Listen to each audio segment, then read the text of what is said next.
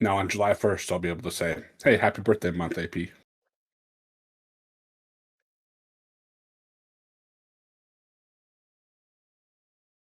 All right, audience. I didn't notice until right this second when we started the show, but apparently OBS was not registering my microphone. This happens whenever there's Windows updates that do major audio overhauls. And I don't know if you guys are in the same boat I'm in, but like every fucking day there's a Windows critical security update or some shit, which makes me think somebody's just not doing their job. Dunamis, thanks for that resub. Are you still in a hotel bar listening to us with headphones on? Absolutely insane behavior on your behalf. Who is this next? Oh, it's Spoon is also resubbing. Has it been that long since I've broadcasted? Everybody's just lining up to resub at the same time. Yeah, I don't know. I I'm guess. so far from where I wanted to start this episode off from. Guys, I need to apologize. Last week I was supposed to have an episode. I was not feeling well at all, and I finally determined the cause either Tuesday or Wednesday night as my CPAP mask. Yes, I'm an old man with breathing. I used to tell people that my top skills were like keeping my blood flowing and breathing, and that it's because I'm still alive because I'm good at them. But the fact I have to use a CPAP proves that at least one of those isn't true. And the fact that I have a blood thinner proves the other one isn't true. Fuck, I'm bad at everything. Jesus. The only things I took pride in, I'm bad at. Ah, age catches up to you so fast. Is really the capstone of the last 10 minutes of conversation. I've been thinking a lot lately about a side character from Andor season 2. I had to look this guy's name up. I thought his name was Rylek, but I think it's actually Caro Nilek. This is the head of the Gorman Front, the Gorman resistance movement. He's an Mhm. older gentleman. He doesn't talk that much, but he is the big speech maker for the Gorman Front. I Everyone likes to see themselves as the hero. A lot of people watching Star Wars like to see themselves as the underdog rebel badass. Caro Rylek is not that guy. And I think, unfortunately, the longer I think about it, the more I find myself in a Caro-ish behavior, because this is a man who sees people wanting active violence and the world around him turning to absolute shit, and he goes, we have to be pacifists, we have to resist with dignity. And I'm like, God, the older I get, the more I think about it, the more I think this guy's right. On the other hand, in the end, he was wrong, and actually, he is the one that kills Cyril Karn when he's attacking Cassian Andor. So, just how much did Caro actually believe in his own philosophy, I guess, is a question. I'm not sure that defending the life of another is hypocritical, but this guy definitely had guns, because how else did he shoot Cyril if not by having a gun? So much for that pacifism. But resisting fascism with dignity is not so unusual to me. I don't know. It's so weird because I have so many military viewers, and I feel like I've entered. Eric Vulgaris has talked to me about this as well, where you're like, yeah, man, military stuff is so fucking cool. Jets, ace combat, all that cool shit. But like, actually, also military almost always misused, military members left in the dark. Just look at anybody in the VA. Just ask any military member ever about the VA. We aren't spending nearly enough on them after their service is done or even while they're serving. And instead we build giant super carriers that I don't even know anymore. Is it all lies and propaganda? Are they being served absolute garbage? I just Again, I come back to Andor because Mon Mothma has a giant speech about how the death of truth and objective reality. It's been a strong 2 weeks for just being like, God, I don't even know what is true anymore. And I guess that's the point. My man Caro, I thought he had it figured out, but in the end, even he flipped. Even he turned to violence. What do you do? Are you laughing, Spoon? Rad chimed in chat. Oh, okay. Let me Resident, turn over here. Let me turn service over here. member. Let's see here. If Omar was here, I'm sure he'd have something to say. Yeah, it's great. Oh, it's a shit. Yeah. Oh man. See, here's the thing. I dropped a meme when I saw Rad's bunk, and I was like, "You live like this?" And then Omar was like, "Hold up, dude. That's actually one of the best barracks I've ever seen." And I was like, I was just trying to make a joke. Oh man. Which I did love the blanket in that photo. Yeah, his Grogu Mandalorian blanket. Mm-hmm. I don't know, man. It really ties the room together. I mean, I think the blanket looks great. When I say I don't know, man, what I mean is the upcoming Grogu Mandalorian movie. I don't know about. Yeah. I don't know, man.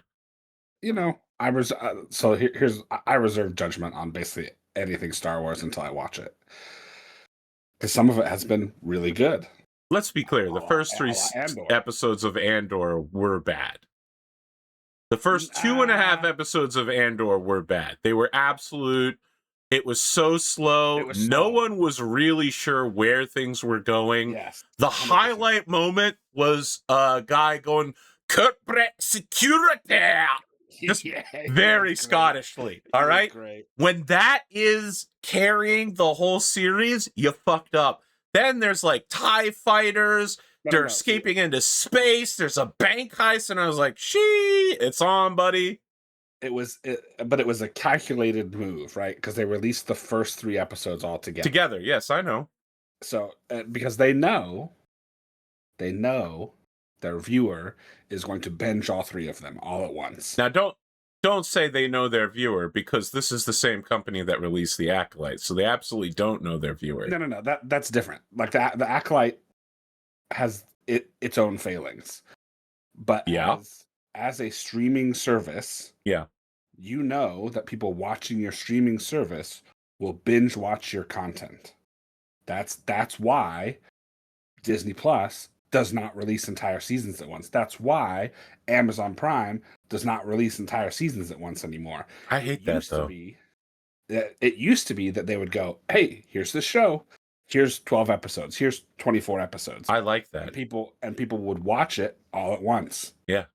I know you like that because you're the consumer. Because that means you can watch it all at once, cancel your subscription. Yeah. That's my exact plan. They release 2 to 3 episodes to hook you into a show. Yeah. And then they go to a weekly release because they can keep you hooked on longer for your subscription model if you're watching an episode a week instead of 24 episodes in 2 days. I'm not disagreeing with anything you're saying. I understand why they do it. I just don't like it. Yeah. I mean, but that's why the first 3 episodes of Andor are extremely slow until you hit like episode 3. 3, yeah. Second half of 3. Yeah. Yeah. Look, I'm just remembering the golden years of Netflix when everybody put all their online shit on Netflix. They released whole seasons at once. It was that way until what, like 2014, 2013? I feel like maybe even up to 2015. You had solid drops for quite a while. But I mean, I was using Netflix back when you actually got DVDs in the mail. Yeah, they mailed you the disc. Before the year I started this Twitch channel and YouTube channel, I was living in New Jersey and I didn't know my neighbors at all. This shouldn't surprise anybody because I've never liked neighbors ever. And a woman knocked on my door and I was like, who the fuck is this at my door? No one has been at my door in like 3 solid months. So I opened the door and she's like, I'm so sorry. I got your Netflix and I watched it because I thought it was my Netflix. And she seemed embarrassed to hand it over to me. And she's like, I won't tell anyone. And I was like, what the fuck did I order that this woman is not going to tell people what it was? Frozen. I had not seen Frozen and I wanted to watch Frozen. And this woman thought I should be ashamed of wanting to watch Frozen. It was crazy. The memory will never leave me. I never talked to her again. Not that I would go out of my way to talk to my neighbors, but I blacklisted her from my fucking life. As you should. Yeah, it was so strange to be like, I'll never tell anyone you watched Frozen. I was just like, what the fuck? So crazy. Man, people are judgmental about the weirdest shit. Men can watch a little bit of Frozen as a treat. Wow. But not all of Frozen 1? No? Unbelievable. Unbelievable. I love Kristen Bell. All right? Let me be clear about that.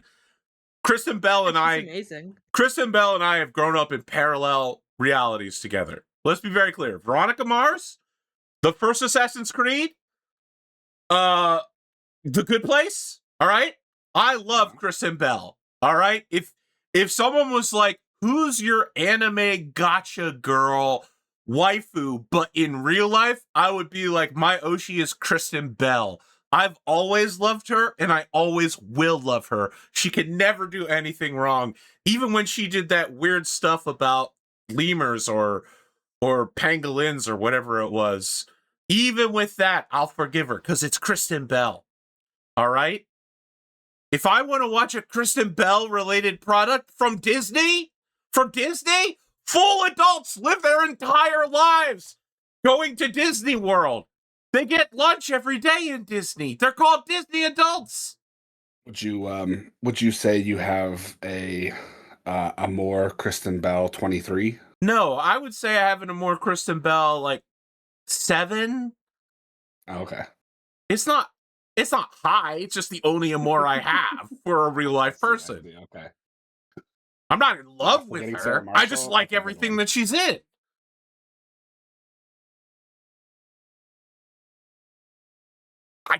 What can I say? I just think she's a very funny actress. She's good at her job. Is that crazy? I mean, she absolutely sold me on Anna being so incredibly pathetic at climbing a wall that she got like a solid foot up, but made it seem like it was really dramatic when the camera was zoomed in and then it zoomed out and it showed they were going nowhere. And I was like, damn, she sold it. Again, Kristen Bell, unbelievable. Mm-hmm. So, you know what? We're moving on. We're moving past Kristen Bell. What were we even talking about? How did this conversation get started? DK and separation of character. We're talking Shadowrun now. We're moving on. Yeah. So just to be clear, if there are any problems during this broadcast or with the recorded version of this going on YouTube, you should know it's because Shadowrun episode 28 is currently in the editing bay rendering. I had really hoped that it would be done beforehand, and it was not. In fact, it says it's probably going to be going for about another hour. So, not great. Not sure why the editing bay is being so slow today, but I knocked out 27 and 28. Grimdark James has cajoled me. I won't say harass, but all he did was come to me and say, hey, you ever going to finish that Australian podcast thing we were a part of? So yeah, I've been World of Warcrafting maybe a little bit too much. Kind of threw myself into it after the Amore Sode, and now we're back. We're editing, we're getting things out of the way. 27 and 28 will be going up on Patreon in the next few days. Then we got Worlds Without Number, episodes 3, 4, and 5 are going to be edited through the rest of the week, and then we'll be looking at that podcast again. But DK and separation.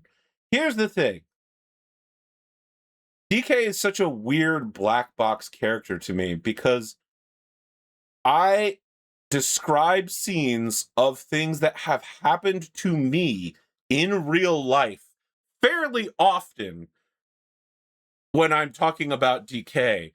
The thing is, they don't end the way they did in my real life because DK is this fucking psychopath who solves everything with explosive bouts of violence. So it is so weird to be like, yes, DK and I, we've lived we've experienced similar things because I've intentionally made him experience similar things. But then he solve is such a functional word here. He ends the situation with incredible violence, which is the complete opposite of how I normally end most of my social encounters. So he's a weird character to play, and sometimes I get too much into him.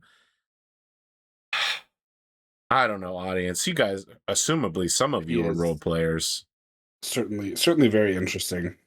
I've appreciated the little vignettes, the kind of the tangents you go on sometimes. The vignettes that don't involve throwing drug dealers into the street are normally things that have actually happened to me.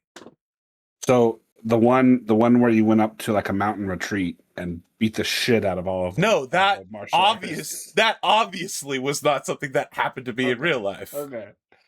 That clearly is one of the insane things.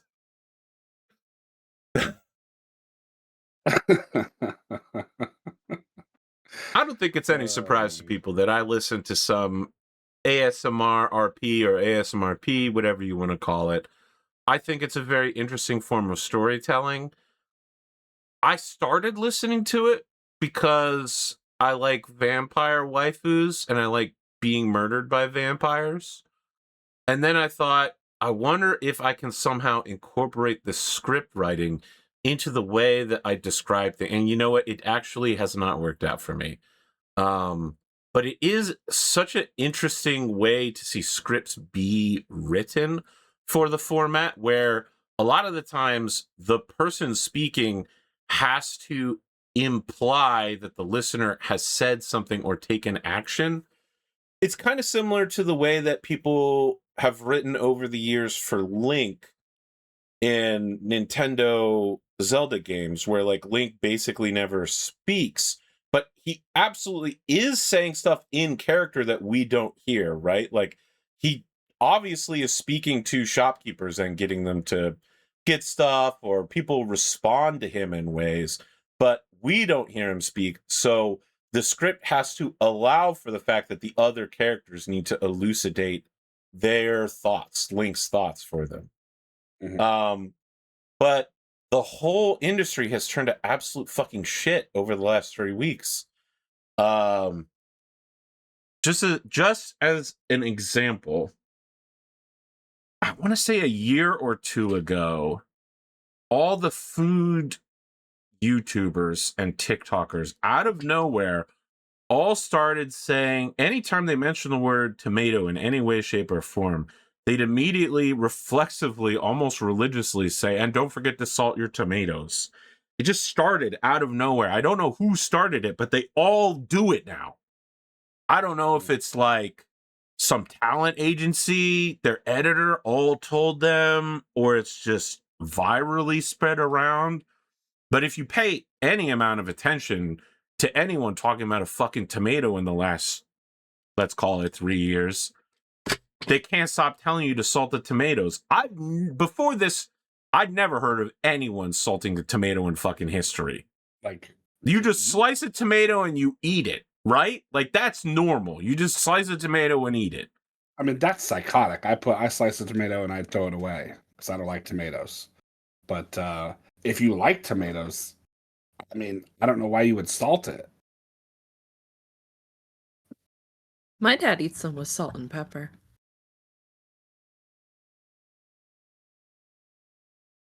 Okay. I'm going to move on. ASMR RP. So all of a sudden, maybe it was a little bit more than 3 weeks ago, but all of them started doing a very similar intro sequence where they thank the viewer for showing up. They've been, for the last 6 to 8 months, they've all been moving to like Patreon exclusive stuff. And I'm like, someone has got this whole industry in a fucking death grip doing the dumbest shit possible. I don't know. It's very upsetting. Quality has just dropped off the fucking face of the earth. A lot of the RPs now are like, here's 6 minutes and the rest of it is on Patreon. And I'm like, okay, so that makes me think that it's probably like romantic or erotic in some way. I'm just like, could you go back to doing the thing you were doing when I started watching you? Is all I'm saying. Like, just maintain the level of quality and genre. But it's also just they want to lock it behind a pay gate because I get it. They want to make money off of it. I understand completely. Yeah. But I'm upset about it. Yeah. Yeah. And like that's one of the things where it's like when you start creating a product and that product takes off, and then you go, okay, I'm no longer going to provide this product to you like I have been for the past however long, then it's like, that feels bad. Whereas I'm much more likely to support someone if they're like, hey, the stuff that I've been putting out for free, still going to do that. I also have this extra content that's behind a paywall. Then I go, okay, yeah, I mean, I like the stuff that you put out for free. Let's see some more of it. Exactly. Whereas if you're like, here's the teaser of something I used to put out for free, please pay me for the rest. I go, no thanks, I'll move on. Exactly, Spoon. We're on the same level here. But also, the nature of everyone's content is changing to become more adult in nature. And I'm like, no, go back to the other thing you were doing. And also go back to the format that I like. But yes, I get it. I want the creators I listen to succeed. You know, I don't have beef with that. I get it. But like, this happened in the VTubing space as well, where like a VTuber I mean, it happens all the time. A VTuber becomes popular. And then all of a sudden they're like, here's my second outfit. It's just 100% boobs. And I'm like, yeah, I know where this is going, man. I'm out. I'm fucking out. I should mention, by the way, I do have some slams against VTubers. There was a concert. There's a gacha game called Nikkei. It's the bouncing butt video game. If you don't know what I'm talking about, you can look up on YouTube. Just look up Nikkei Goddess of Victory trailers and you'll understand immediately. And I was like, I'll give this a shot. It could be good. It was not good. I played it for like less than a month and I was not impressed. But every 3 to 6 months, they come out with a new big content thing and they try to get people in it. I got like some people that I like and like actually watch their content were invited to the Nikkei concert. It's like a 3D virtual thing. So they invited VTubers to come and do like a dance routine for it and like introduce the Nikkei stuff, right? Rather than use the actual body models they already had, all these people got ridiculously oversized models that were like hypersexualized, completely anatomically impossible. And I was like, listen, I'm the boobs guy, all right? My top clip on Twitch is me turning to Pondo the Mad and going, but the boobs, Pondo, the boobs. That's real, look it up. This is actually like weird and disgusting. Like, this concert is so fucked in the head. All of these people actually have 3D models they could use, and they were given new, weird, absolutely strange, mind-boggling, eldritch models for this concert. And I'm like, I can't watch this. It's just, who designed this? Who came up with this and thought this is a good fucking idea? Who did it? I just want to know. I just want to know. Who's the Kathleen Kennedy of VTubing? I want to hold you responsible. On the other hand, I did discover a new ASMR thing last night. I assume it's going to go to shit pretty soon, but it was actually very interesting. It's a gentleman who runs a 1930s Great Depression era general store. The store really exists, and he's using real products in the background of it. You know, like pencils that you need to add the eraser to, or razors that come in a little box that you have to put the the blade onto a razor, sort of deal. It's called Hartwig's General Store RP.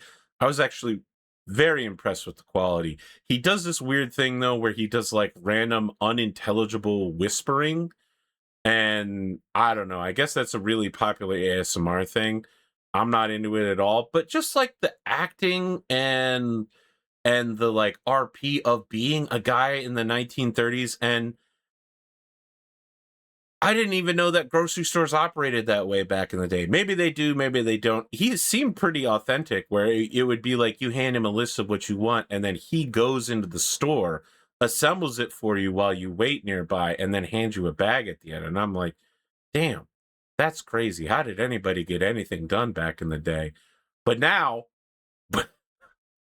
we can't even get somebody to bag our groceries at the end of fucking grocery store. Now, maybe that's because I'm a Costco person. But even when you go to Costco, or even when you go to like Aldi or Lidl or Trader Joe's, no one fucking bags your shit anymore. And for those who don't know why they don't bag at Costco, you're not allowed to bag in the Costco store because they have to check all your goods on the way out to make sure you're not stealing. You have to bag at your car, which is very annoying. I like to put stuff in bags as I'm pushing it through the self-checkout. And yes, I normally use self-checkout because, unsurprisingly, I don't like talking to people. We definitely bring our own bags into Costco and load them up in the store. That's fucking crazy, dude. They do still check it on the way out. You absolutely are not allowed to do that at Delaware store. Under no circumstances is that allowed. Also, it is one of the busiest stores in the world. But just to remind people, Delaware has no sales tax, and the store borders New Jersey and Pennsylvania, who drive over to avoid New Jersey and Pennsylvania sales tax, which are quite high. So our store and our tire center are absolutely 24/7 packed. Constantly. Yeah. God, I can't even describe what it's like. I've been living with no sales tax for almost my entire life, my entire adult life, I should say. And it's so crazy going to other places and having to pay more than what the price of the object is. Because my understanding is that in like Europe, you have to include the price of the tax on the object. Correct. Why don't we do that? That's absolutely fucking wild that we don't do that. It's the same reason that you have to do your own taxes. Like the IRS could definitely go. Well, hold on there. Whoa. I mean, look, the IRS knows a lot, and I agree with that. I agree that the IRS knows a lot. But if you're doing self-business, they don't know everything. They do need you to report. That's like, there's a strong possibility. The other thing is, just be very clear, the IRS has no knowledge of any criminal or drug enterprises you're involved in, and you are still responsible for reporting those for tax purposes. I mean, there is the theory that drug money is what got us through the 2008 recession. I don't know about that. I've literally never heard that, but I guarantee you AI is completely propping up the American economy through the current global recession, for sure. Now, you're not going to hear me ever being like, J-Pow doesn't know what he's doing. But I think some people worship him too much because the soft landing he and Biden achieved absolutely was funded by unlimited AI data center money, for sure. I mean, NVIDIA is a significant portion of the American GDP.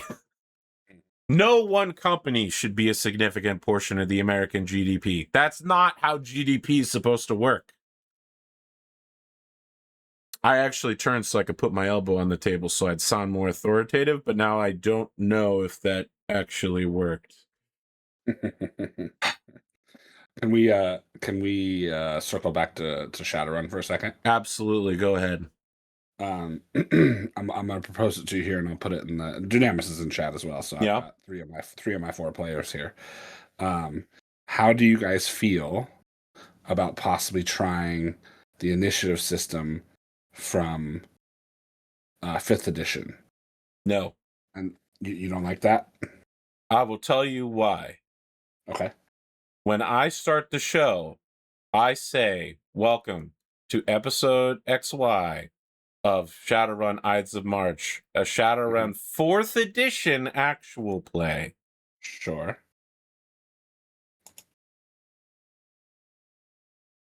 That's it. That's all I have to add. We can't call ourselves a 4th edition actual play if we're not using the 4th edition rules. We are using the 4th edition rules. Like, you want to blend systems together? Yeah, I do. And I hate to tell you this, but we've already been doing it. Spoon, you've made me a liar. So, no! I mean, my reputation. Listen, this is like when Taco Bell had to change what they called the meat. Pink slurry. Yeah. Oh my God, Spoon, you've pink slurried me. So the initiative, the difference in initiative between 4th and 5th edition. So 4th edition is you have a set number of initiative passes, and you roll your reaction and your intuition, and you add the hits you get onto that to the total of those two stats. In 5th edition, the way it works is you roll a number of d6s. So everybody gets 1d6. And then you roll an additional number of d6s equal to the amount of initiative passes you have. So, for example, Blitz has 4 initiative passes. She would roll 5d6. 5d6 is the maximum amount of dice you can roll. And then she would add the total of her dice to her intuition plus reaction. So let's say she has like a 8 reaction and a 3 intuition. So she would roll 5d6 and add it to 11. And then that would give her total initiative. And then every round, everyone's initiative total gets decremented by 10. So, like, if you roll a d6 and you get a 6, and your initiative your reaction and your intuition add 5 to that, you have an initiative of 11. You get 1 action in the first round, and then after that, you don't have a multiple of 10, so you're done. If, say, you have like 21, you get 2 actions because you take your action at 20, then your initiative goes down to a 10 or an 11, and then you take your action at 11, and then your initiative goes down to a 1, and you're done. All right, you've explained that very well in a way that's easy to understand.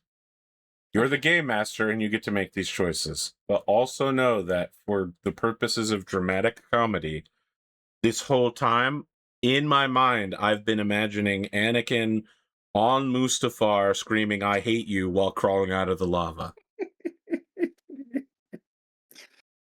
Yes, it would go the same for Matrix. So, and basically, for example, this is relevant to you, Dunamis. So let's say we start combat. You're in your regular meat space initiative. You would roll, I think you only have 1 pass. You would roll a d6, add it to your reaction and intuition. And then, for example, if you were like, oh, hey, I've done my 1 action that I got this turn, or I've taken that action to go into VR, where you have 3 passes, you would then immediately roll 3 more d6 and add it to your initiative score. And so you would then bump back up to the top of the list, probably. Because you just all of a sudden got faster because you went into VR. You have 4? Oh, yeah, that's right, because you submerged. That's right. He's deep in the Matrix, bro. He can see the code. I feel like Ron, brunette, redhead. I feel like this initiative system it's more dynamic, I feel like, than being like, okay, hey, everybody gets 1 pass, everybody goes in the same order. Like, okay. If we're already doing it, why did you ask to do it? We're not already doing it. I see. What I said when we're already using rules from editions outside of 4th edition is because there are some rules that I just go, this is just in the game, and then this is how it works, because the actual rule in 4th edition doesn't make any sense. We're gonna have to cover this at the start of the next episode. Sure. Shadowrun Ides of March, a 4th edition house-ruled actual play. A 4th edition-ish house play. No, I hate that. Or we could just keep calling it a 4th edition actual play. No, under no circumstances will I allow this. I will not live this lie. So what about would you call all of your BattleTech shows BattleTech shows? I make it clear that those shows are house ruled, though. Okay. Fair enough. I mean, I feel like I've definitely told people up front that there's house ruling. We remove the weapons declaration, targeting phase, that sort of thing. Yeah. I feel like I'm upfront about those things. Because like we have like house rules and optional rules enabled since character generation. But it's different, Spoon, because you're running the show and not me, and I wasn't aware of all of this. And now I have to answer to the public. You're the one who checked the box on Chummer. Because I seen it. Because I asked you for a picture. I was just doing what you told me to do. I was just going along. You were like, check these boxes. And I was like, great, let's do it. Oh, yeah. Tice is talking about Castle of Darkness. We'll hop over to that. Look, there's never been any question that I'm a Vampire the Masquerade hater. I ran a Vampire the Masquerade one-shot for people that like Vampire the Masquerade, and they told me I ran it wrong, and I was annoyed. Because I liked all of them, but they were like, yes, you need to know these 10 bazillion things. And everybody wants 3rd edition, 20th anniversary, and I was so worried. Oh, also, whenever I hear about a LARP, there's a coin flip that it's either Vampire the Masquerade and some weird fucked up sexual assault shit's going to happen, or it's just going to be some boring thing I've never heard of from like Norway or something. Those are really the only 2 options for LARPs when they come across my desk. Now, just to be clear, the only time LARPs come across my desk are when I'm going to RPG Horror Stories Reddit. So, but anyway, Vampire the Masquerade has a terrible community and it has an awful reputation, even though the bones are there for something good. Someone mentioned that they didn't like Council of Darkness, City Council of Darkness, we should call it, because there's a cruise missile strike in the first episode. And I was like, well, if this person doesn't like it, I probably won't like it. I watched the first episode and I was like, this is fucking hilarious. This is the best episode of Vampire the Masquerade I've ever seen. Now, let's be clear. I've watched, I want to say his name is Jason Alexander. He's the White Wolf storyteller. I've seen him in numerous things. I saw the one where Taliesin Jaffe gets bitch smacked by Brennan Lee Mulligan as a Catholic priest. Brennan shows up as a member of the Inquisition and forces him back. I watched the one with my guy, B. Dave Walters. It was actually the one that made me dislike, what's her name? From Brennan's new Worlds Without Number podcast. Abria? No. Abria? It's either Abria or Erica. Erica Ishii. Because, I mean, it was like 10 to 15 episodes into the actual play. It was obvious that there was some scripting going on. The audience is saying Jason Carl. Well, that's Spoon saying Jason Carl. B. Dave Walters was just named the Baron of a place. And he turned to all the other cast members and he said, do not fuck this up for me. I am now the Baron of wherever it was. I want to say LA by Night or whatever. And he was like, under no circumstances, do not fuck this up. I am the Baron. We are not always on our coterie is not always on the same page. Don't talk. Don't say anything. Don't do anything to embarrass me. Everyone in and out of character all verbally agreed to that. And the very next thing that happened was Erica Ishii's character just going absolutely fucking buck wild and embarrassing him immediately and causing a scene. And I was like, I hate this. I hate this scene. I actually can't watch this actual play anymore. I loathe the idea that this like not everything is scripted on this. This didn't seem like it was scripted. Dave seemed like he was fucking pissed for real. I was like, this is such a dumb move by Erica, and I would not watch anything with Erica in it for years because of it. And then she was on Critical Role, and she kind of maybe made up for it a little bit, but it wasn't until she started hanging out with Brennan and doing Worlds Beyond Number that I finally forgave her. But I still will never forget that she did my man B. Dave Walters absolutely dirty.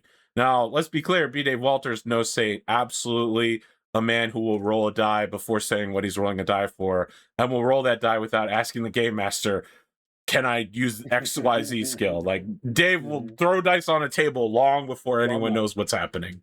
Well known habit of B. Dave Walters. Where was I going on this? City Council of Darkness is actually hilarious. It's incredible. I watch a lot of Dimension 20 stuff, and I'm sometimes inspired by it. I've never wanted to just be like, I'm just straight up stealing this entire setting. I actually love this. City Council of Darkness makes me want to run a 5th edition Vampire the Masquerade show set in small town West Virginia, where it's a bunch of vampire coterie that have to set up a new vampiric operation, kind of like a criminal blood-getting thing in the backwoods of West Virginia. I fucking love City Council of Darkness. They show up. The mayor is a dog because there's a local college for their city of 18,000 people. And so the college students basically outnumber the locals. And they thought it would be funny to vote for the dog for mayor. And now everything's going to shit. Nothing ever gets done. And they're like, we need to run a second dog to beat the first dog. And someone was like, hold on, you can transform into a dog, right? And that's where I stopped. And I'm like, this is going to be great. Allie Beardsley as a dog running against another dog. This is going to be perfect. If there's one thing we know about Allie Beardsley in Fantasy High, it's that she's really good at running for student council president as in a steel mill full of adults. Those steel mill workers, they would have voted for it if they could have. And then she got a buzzsaw to the scalp when she ran out onto the factory floor. Oh, man. So good. Now, maybe it's not going to hold up, but so far, City Council of Darkness has just been so funny. I've actually cried while laughing while watching it.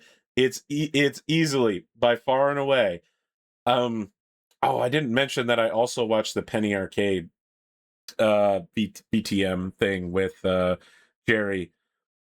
But yeah, like, even though I don't really like Vampire the Masquerade because the people who really like being a part of that community are absolutely fucking obnoxious about it, they make the entire thing bad.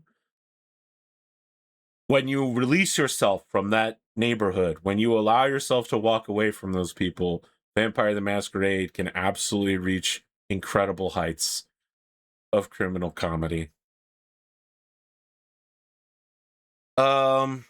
What else do I got here? I don't want to slam on Patrick Rothfuss. I'll save that for another week. I talked to Patreon this month about BattleTech, and they were actually surprisingly helpful. People came back to me. They said that I had thought it was going to release in the summer, but apparently it might release at Gen Con. And since Gen Con is at the end of July, my deadline was going to be July, but since it's going to be at Gen Con possibly, I'm going to set the deadline until mid-August. But yeah, once that rule set comes out, I'm going to be cooking up the Second Chance, BattleTech the Second Chance, which was going to take place in 3080 in, not the Channelin Islands, the Hanseatic League, which is a really interesting place that I don't think I've ever set a show in before. It barely gets any mentions, although it's like a super cool place. If you want to know more, watch the latest Patreon episode. But I had a mail waiting for me last night from Omar Krieg of the Krieg Dominion, where he tried to cut everybody else in line to become the first person on that show. Which, listen, people coming to me and saying, I think this will work. I think it's going to come out then. I want to be on the show. That makes me really hopeful that it will be successful, because people are actively coming back to me with feedback. So let's talk about some of the other long-term projects I'm looking for. I want to do a Cosmere show, and I want to do a Mistborn show. The Mistborn rules aren't out yet, but when they come out, I'd like to see if I can cajole Rad and Wiseful, aka Sam, into joining me for a Mistborn show as Mistborn OGs, my Kelsierites out here, those who recognize the #1 pro tag. Okay, hold on. Yeah, hold on. I'm about to talk about you. Relax. Team Spoon Vanna, I think in a post Shadowrun world, we could talk about doing whatever the adventure path for Cosmere is. I forget what they call it. They don't call it adventure path, but preset adventure. You know, because I bought both adventures. I bought both rule books, both preset adventures. So my thought is, after Shadowrun ends, Team Spoon Vanna can be the core of a Cosmere group. Pendragon's picking up pace. Sometimes you look at a year of Pendragon that's like fucking 9 pages long, and you're like, well, this is going to take a while to run. And then you do it in one episode, and you're like, sheesh. So yeah, I mean, we're way ahead of where I thought we were going to be 3 or 4 months ago. We're picking up pace. We're doing it. We're starting to streamline winter phase as well. We got a good stuff down. Pre-writing out the battles is a very recent thing. I've only done it once, but I think that really helped. I think the menus for the feasts help keep us all on track and give people some really clear options. The card game anime, I want to say it's called Perfect Draw. I think that Lawson brought it to me. I picked that up. I want to do a thing of that for like a short arc, like 4 episodes. I really like Yu-Gi-Oh! And I really like Yu-Gi-Oh! Bridge. By that I mean the animes. I absolutely do not mean the card game. I like the drama that comes with it, in the same way that like Pokemon can have it, where it's like 2 people walking past each other put maybe not their lives on the line, but like their reputations, and it definitely seems like important things are happening. You know what I mean? In the same way that like Speed Racer, not a lot happened in the Speed Racer movie, but it always looked dramatic, and it always felt like the stakes were really high, even though it's just a guy in a car with a green screen.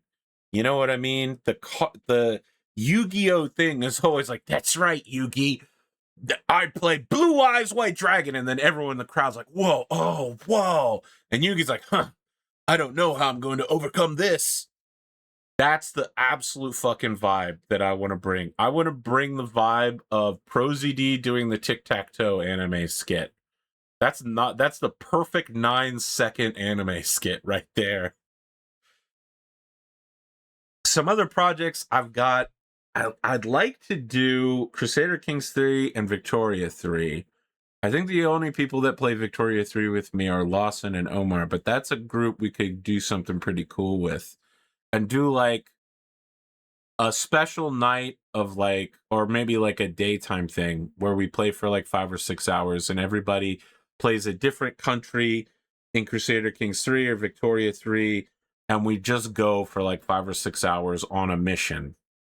You know, like everybody plays somewhere in Europe, or everybody plays somewhere in a former Roman province, and we try to accomplish some big goal. But we're like working cooperatively, but competitively, we also want to succeed over everyone else. I'm still just drawn to the idea of the Duke's play, where we do one person plays the Byzantine Emperor of the Holy Roman Empire, and everybody else is playing, but also overthrowing the first player is a good idea. But like, you get direction from the top. The Emperor tells everybody where we're going and who we're fighting, and then overthrowing them is a thing that's absolutely possible.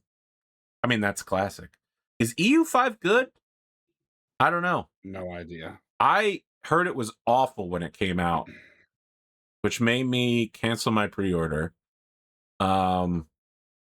There have been some talks from like one proud Bavarian where he said it's fixed now. I'd like to hear from people that I know that actually play it that tell me that it's like fixed and better now. But it's no surprise to hear that Paradox games need time to cook before they get good. That's certainly straight up true. When it gets good, I absolutely will pick up EU5. What else do I have here?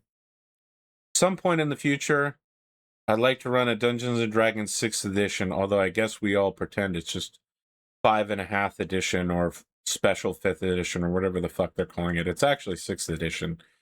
Pre-made adventure path. I don't know. I'd like to run stuff in my own fantasy world, but that probably needs to no longer be a televised game. People don't want that anymore. People want specific. I mean, don't get me wrong. If you're Critical Role or your Dimension 20 or whatever, or your Legends of Evantris or what's the British group? What's the British? Sorry? High Rollers, yeah. High Rollers. Yeah, like if you're in the 1%, if you're like the top 10 groups, you can make your own fantasy stuff. But most general viewers are actually looking, they're players or GMs who want to know how that adventure path goes down so that they know how to run it or they know the level of quality before they commit to it. So that's my plan, is somewhere down the line, a show will be a 6th edition adventure path. That's the future. Probably that 6th edition thing won't be until next year. That's how far ahead I'm looking. And since Spoon tells me it's going to be over a year of Shadowrun, that means the Cosmere game, you're probably looking at maybe a 2028 launch for that. But don't worry, Miss Bornice, just as soon as Rad is more available after Circuit's over and maybe some other stuff, and I can get Rad and Sam in the same room, we'll talk about Mistborn ASAP. True OGs know there's always another secret. Lawson, you've been in and out a few times. How you been this week? Got anything you want to say here? Been fine. Doctor told me today I do have a completely torn ACL, so I'll be getting my surgery scheduled sometime in June. That's rough. Well, I've been working with it for 3 weeks, so I'm just going to finish out the school year and say, hey, all y'all can handle the stripping and waxing of the floors this year, because I've been doing it by myself basically for the last 4. Yeah. And then our school had a talent show, and apparently they got banned off YouTube Kids because one of the kids said crap twice. Damn, bro. While building Gundams, of all things. Oh, man. He built a Gundam for a talent show? Yes. Okay. All right. And some of our teachers danced to Crazy Frog to kick the whole thing off. So that Millennials are crazy, dude. Brad said he'd love to do Mistborn. This guy knows. There's always another secret. He knows. Wild. Well, Spoon, Savannah, you got anything from this week you'd like to report about? Anything you'd like to say for yourselves? Yeah, I've been enjoying that we've had some more consistent play past couple weeks. We got through. I think in Pendragon we got. I would be willing to say that we could do a winter phase in under 20 minutes easily. Don't get cocky, kid. I think we could do it. I mean, we just did 2 in one episode. Oh wait, no, that's from episode 1, not from episode 4. That's shorter than an episode intro, yeah, for sure. Yeah, I've been enjoying playing. It's been pretty good. I'm looking forward to having some Goshbound come up. Hey, we don't talk about Goshbound. Sure.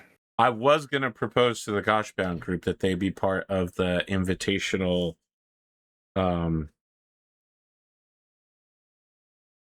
Make-A-Wish International Cozy Up for Wishes this year, which will be on June 19th, 20th, and 21st.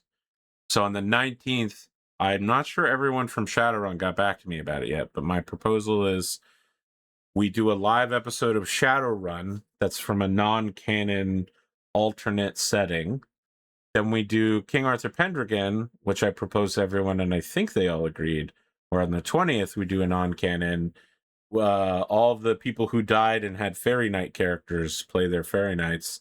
And then on the 21st, I'm going to propose that the Goshbound group, we just do a live episode for 2 hours. Sure. I'm down for that. Yeah, Tice, that's really the biggest problem is finding a group and then keeping them scheduled and keeping them all committed to the game, which is one of the big parts of our Pendragon group, is that all three of us were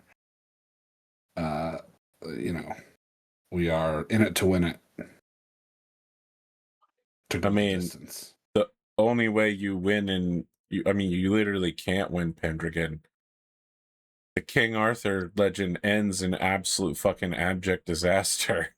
Nah, man, the players win by getting to the end. In the Christian versions of the tale, not the Welsh ones, it's the hubris of trying to create a perfect thing and a reflection of heaven, the white city on a hill, that leads to the absolute disaster of, the king being injured, the land turning to shit, his shitty kid overthrowing him when he's got his back turned because his sinful wife is flirting with his sinful French best friend. Yep. Hey, look, I'm ready to gas this shit up, all right? You guys don't even know about Lancelot. Listen, Lancelot was the original French by legend, okay? There are very clear Lancelot making out with other male knights. There's a whole character that has been erased from Arthurian legend that's like a half-giant sorcerer that shows up and conquers like half of England. And then people are like, what are we going to do? And they're like, I don't know, send Lancelot. Lancelot beats this guy ass. And he's like, hold up. I love you, Lancelot. Let's be gay together. And Lancelot's like, great. I can only do that if you surrender all your lands back to King Arthur. He's like, all right, great, status quo. I will join as a knight of the round table and be gay with you, and everyone who was king gets to be king again. That is step one. I loved, I think the way Eric Fulgaris played it is he just played it that Arthur and Guinevere and Lancelot were a polyamorous couple. No, I hate that. Then just got found out about. I hate it. That in my mind, that's not Arthur. That's fine. It's Arthurian legend. There's supposed to be variations of it. Right. That's just not a variation I like. Sure. Arthur is a good and godly man, all right? He's a divine being to some extent. He's not the one who cheats. Let's be very clear. In almost every iteration of the legend, they were absolutely certain which two people are involved in the cheating, okay? Well, that's your variation of the legend. That's not the Welsh Arthur. None of them cheat. None of them cheat in Eric Fulgaris's version. It's just the pressures of the society that they're a part of cause the problems. Based on my research, the original Arthurian legends, before he marries Guinevere, Arthur shows up and is like, yeah, I fuck. And then he marries Guinevere and he's like, I don't fuck anymore. Did you say his sister? Well, yeah. Now, that is one of the weirdest parts of the tale. Most of the time, his sister or the witch, depending on what's going on there, tricks him using magic. You know what I mean? Otherwise, it would ruin his image as the pure and just and good king to be laying with his sister. I mean, it's essential that Arthur be the good guy in that situation. Mm-hmm. Otherwise, the legend of the pure and good king isn't so good. Which is why the French version almost always is like, and then Arthur banged his sister, and was fully cognizant the whole time. Oh, is that 0-0?